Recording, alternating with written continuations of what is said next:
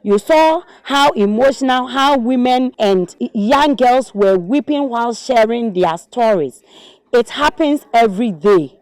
And for women and children with disabilities and our caregivers, ours is multiple. Multiple because we are women who suffer same things like other women without disabilities. And we also have disability. And so it comes with its intersection. So for example, if a woman with disability cannot rent a house because she has a disability and the landlord perceived might not be able to perform certain house chores, a woman without disability will not go through such an instance.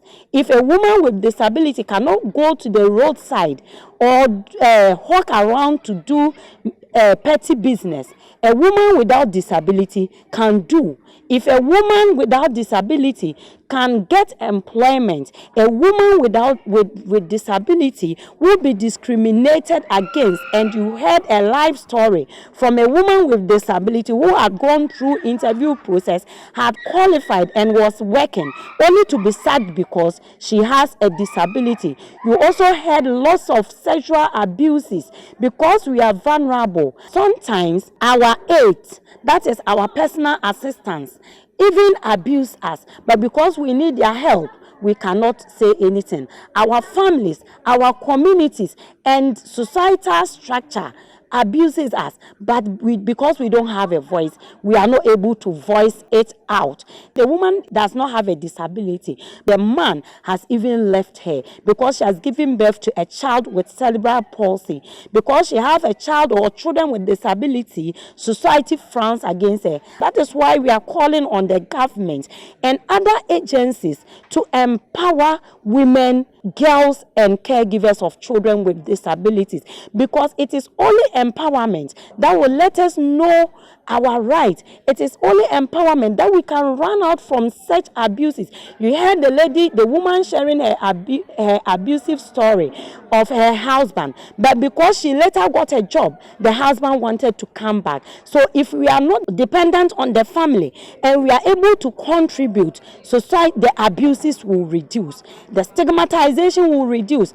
If I have a disability and I go to church, and for instance I'm among the highest contributor in the church, do you think they will reject my donations because I have a disability? Never. But if I'm not empowered, if I don't have a job, if I'm left alone, how will I get to the stage where society will include me? But if we are empowered, society themselves will even look for us to include and ensure that we participate. When it comes to leadership and participation, governance, and women with disabilities having a voice, we've been left behind. Even though as a country, we have made some milestones when it comes to women without disabilities engagement in leadership and responsive positions, especially in politics.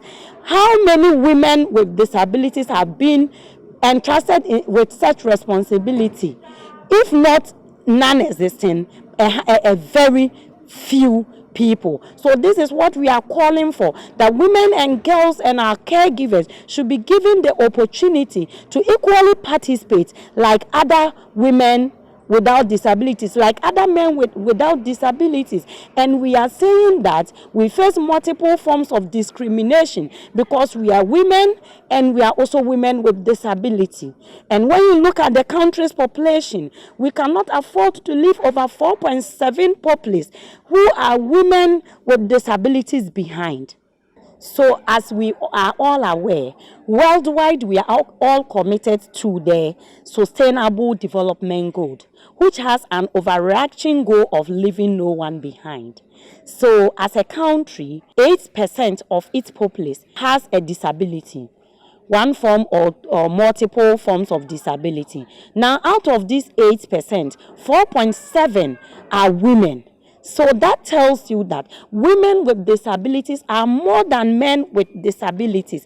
And that also means that without proper targeting, without proper planning, without proper inclusion to specifically address the unique needs of women with disabilities, children with disabilities, and our caregivers with disabilities, then of course we cannot achieve the Agenda 2030.